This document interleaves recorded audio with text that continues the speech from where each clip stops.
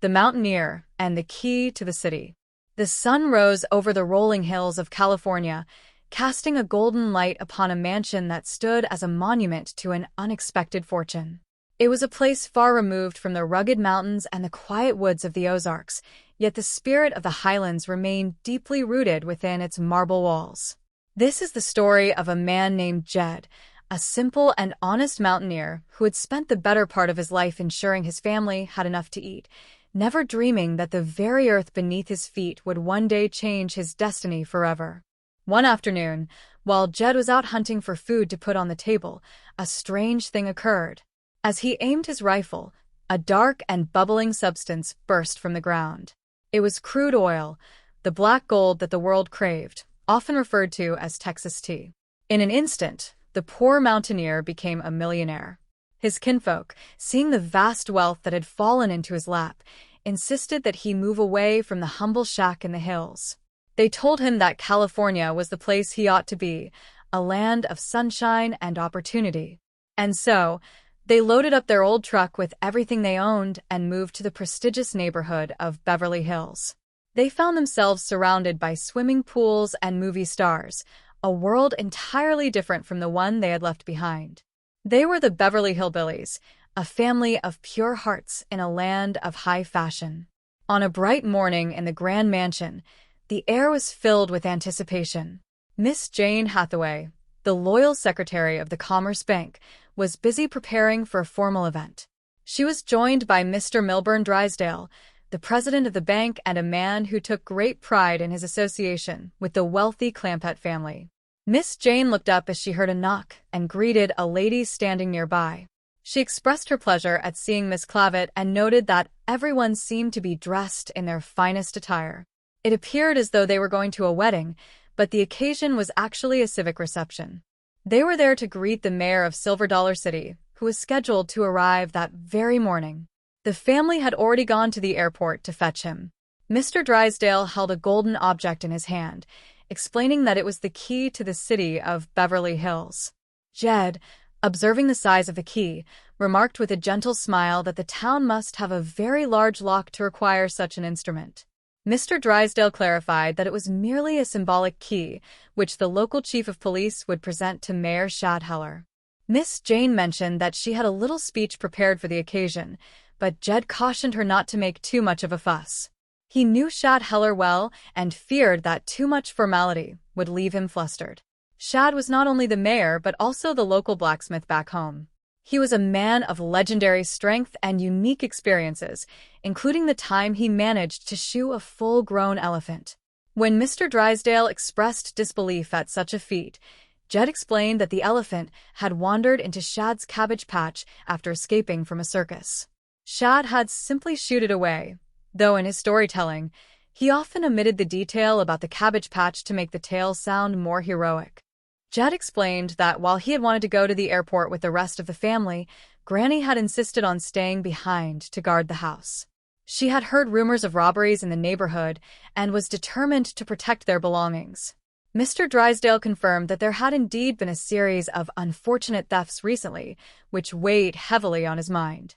When the family finally arrived with Mayor Shadheller, the introductions began.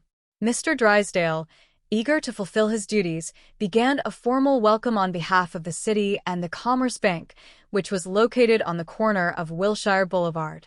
However, Shad was more interested in the news of the robberies. He shook hands with Mr. Drysdale and was introduced to Miss Jane Hathaway. Miss Jane remembered Shad from their time at Silver Dollar City, recalling the sight of him working at his forge. She spoke with admiration about the way he shaped red-hot steel on his anvil with his large and sinewy hands. Shad, however, was focused on the losses the family had suffered. He asked what had been taken. Granny, with a look of great annoyance, listed the missing items. They had lost a jar of her pickled owl gizzards, some hickory-smoked possum shanks, and a jar of minced paws. These were delicacies that meant more to her than gold or silver. As the morning progressed, Granny invited Mr. Drysdale and Miss Jane to stay and have some food with them. She offered goat cheese that had been stored in the root cellar for 8 years. She felt certain that the cheese was safe from thieves, because if it were to disappear, it would have to get up and walk away on its own. Mr. Drysdale and Miss Jane politely declined the offer, citing their responsibilities at the bank, though Mr. Drysdale did not miss the opportunity to suggest that Shad visit the bank and bring his money along. Once the bankers had departed, the conversation turned to an old friend named Shorty Kellems. Jed asked if Shorty had settled down after returning home to the hills.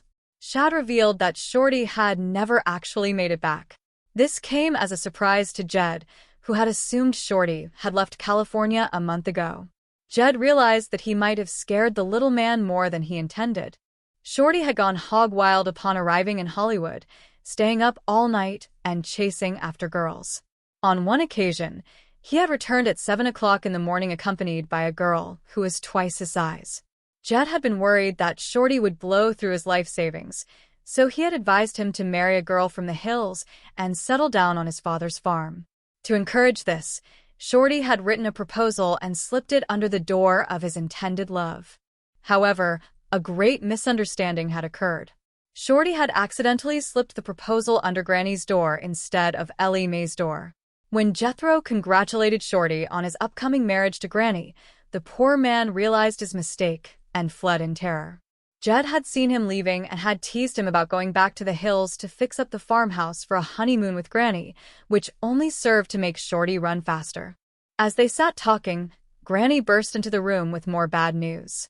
The root cellar thief had struck again, and this time, even the goat cheese was gone. Jed and Shad decided it was time to track down the rascal. They armed themselves and headed toward the cellar, prepared for a confrontation with a desperate man.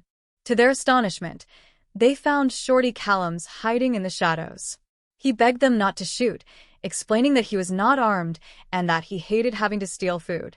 Shorty confessed that the fear of Granny finding him had kept him in hiding for 4 long weeks. He had been terrified to leave and terrified to stay, so he had retreated to the root cellar, living off the family's supplies. Jed took pity on him and shared the good news that Granny had never actually seen the proposal. He admitted that he had only told Shorty she had seen it to scare some sense into him. Shorty was relieved beyond measure. He claimed that his time in the cellar had allowed him to meditate and reflect on his sins, leading him to a path of repentance. Granny, hearing of his change of heart, was pleased to see that he was no longer chasing women and had instead caught the supposed robber. With the mystery solved, the group settled in for the night. The next day, Jed and Shad discussed what should be done about Shorty's future. Shad suggested that Shorty should buy back the hotel in Silver Dollar City that he had managed for over 30 years. Unfortunately, the hotel had already been sold to a woman named Alverna Bradshaw, a person with whom Granny had a long and storied rivalry. Shad and Jed devised a plan. They knew that Alverna would never sell the hotel unless she were to marry Shorty. To make this prospect appealing to Shorty, who still had a fondness for the flashy women of Hollywood, they decided to convince him that Alverna had undergone a remarkable transformation and had even won a beauty contest in Silver Dollar City. When Shorty heard this news, he was skeptical at first, but Jed and Shad played their parts perfectly. They described Alverna as a woman of incredible beauty and perfection. Shorty, ever the romantic, began to imagine himself with this new and improved version of Alverna. He eventually called her and, after some negotiation, agreed to marry her so that he could once again run the hotel. As the plans for the wedding were set in motion, Alverna arrived in California, ready to head to Las Vegas with Shorty. Granny was less than thrilled, describing Alverna as a wicked woman and a vampire bat, but Jed tried to keep the peace.